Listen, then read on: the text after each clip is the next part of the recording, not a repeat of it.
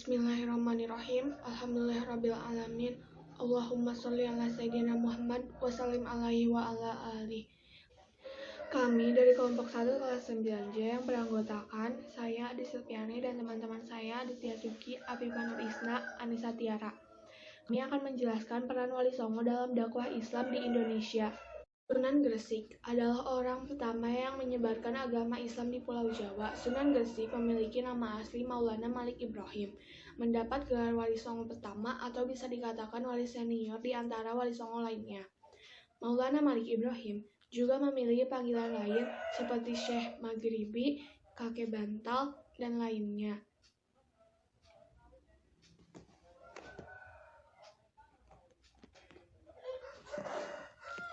Sunan Gresik merupakan keturunan atau anak dari seorang ulama Persia. Ulama tersebut yaitu Maulana Jumadil Kubro yang menetap di daerah Samarkand. Sebagian besar masyarakat dan ulama yakin bahwa Maulana Jumadil Kubro merupakan turunan ke-10 dari Sayyidina Husain, cucu Nabi Muhammad SAW. Maulana Malik Ibrahim merupakan saudari dari Maulana Ishaq, yang mana Maulana Ishaq juga merupakan seorang ulama terkenal di daerah Samudra Pasai. Beliau juga merupakan ayah dari Sunan Giri atau Raden Paku.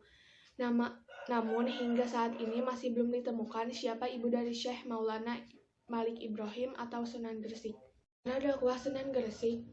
Cara dakwah Maulana Malik Ibrahim saat berdakwah dan menyampaikan ajaran agama Islam. Sunan Gresik memiliki strategi atau cara dakwah sendiri, di antaranya yaitu sebagai berikut.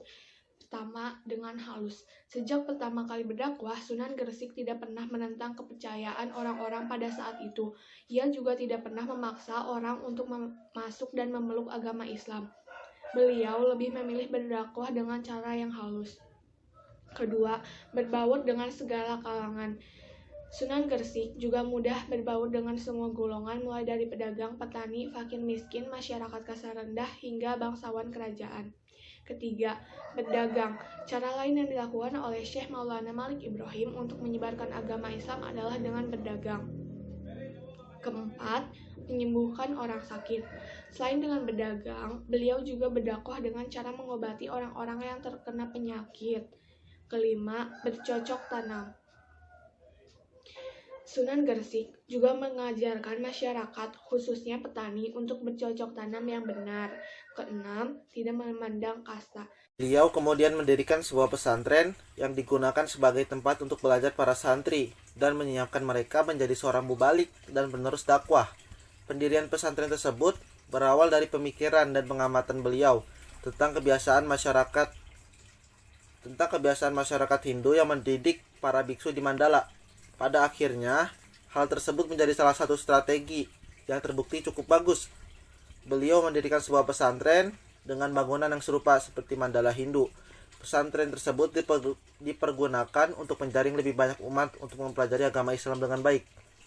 Pesantren tersebut ternyata berhasil menghasilkan banyak mubalik yang selanjutnya menyebar ke berbagai penjuru Nusantara untuk mendakwahkan ajaran agama Islam. Dengan begitu, Sunan Gresik berhasil untuk menggapai cita-citanya menyebarkan agama Islam hingga pelosok Nusantara.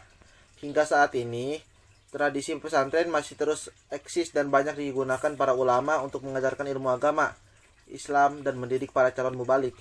Peninggalan Sunan Gresik yang setelah Sunan Gresik wafat.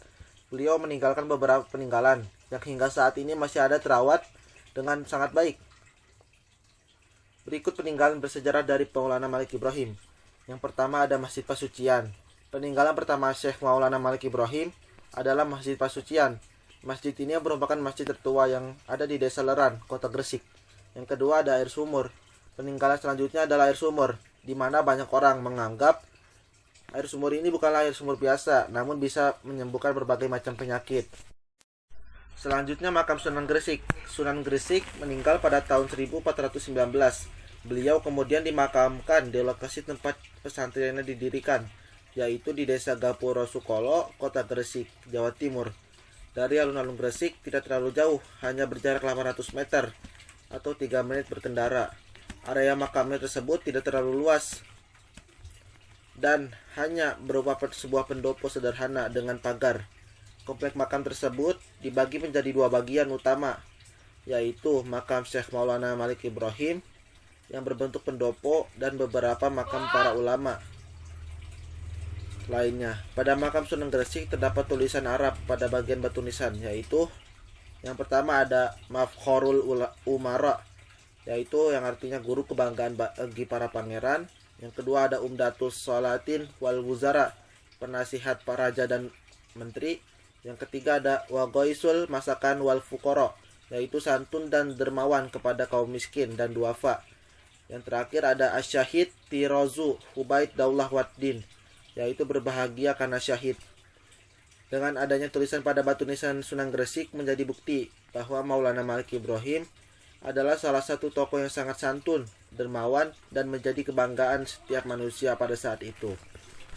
Sunan Ampel atau biasa dikenal dengan Raden Rahmat lahir pada tahun 1401 Masehi dan merupakan putra Syekh Maulana Malik Ibrahim yang menikah dengan putri Raja Campa. Namun, hubungan Malik Ibrahim dengan sang mertua tak harmonis. Malik Ibrahim pun pergi meninggalkan Campa karena akan dibunuh oleh ayah mertuanya yang menolak masuk Islam. Sunan Ampel merupakan keponakan Raja Majapahit. Kakak dari Ibu Sunan Ampel bernama Dewi Sasmitra Putri merupakan seorang permaisuri Prabu Kertawijaya atau Brawijaya. Perjalanan keislaman Sunan Ampel dimulai pada tahun 1443, di mana pada tahun ini Sunan Ampel bersama saudaranya yaitu Ali Musada dan sepupunya bernama Raden Burere menginjakkan kaki di Pulau Jawa dan tinggal di Tuban. Saat menetap di Tuban, Sunan Ampel mengunjungi kerajaan Majapahit untuk menemui bibinya yang bernama Dewi Sasmitra Putri. Sunan Ampel kemudian menyebarkan ajaran agama Islam di wilayah kerajaan Majapahit yang kala itu sedang melalui masa kelam. Saat itu kerajaan Majapahit dikenal dengan para rajanya dan stafnya yang suka hidup bermewah-mewahan. Gaya hidup tersebut membuat Prabu Brawijaya sedih karena kerajaannya menjadi kacau.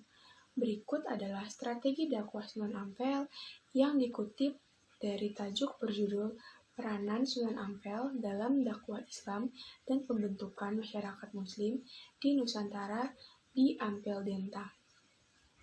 Strategi dakwah Sunan Ampel. Sunan Ampel menganut fikih mazhab Hanafi.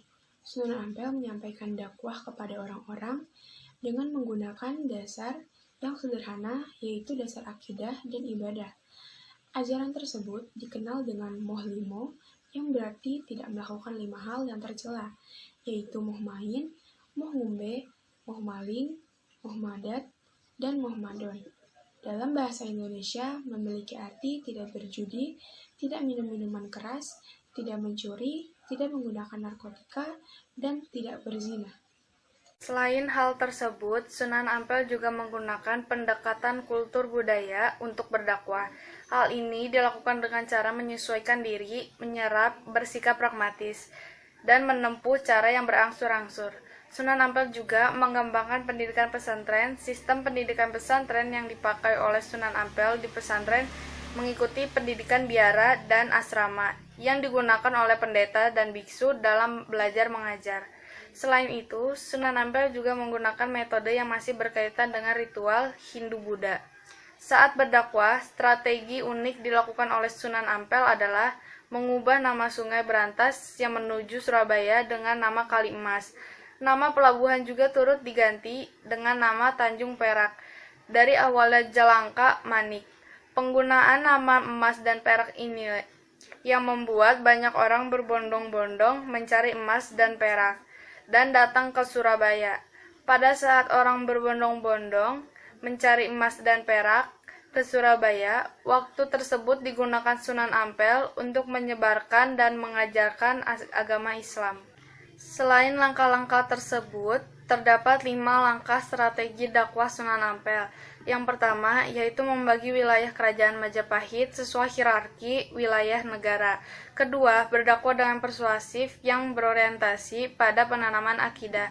Ketiga, melakukan perang ideologi, membatas mitos-mitos dan nilai-nilai dogmatis yang bertentangan dengan akidah Islam.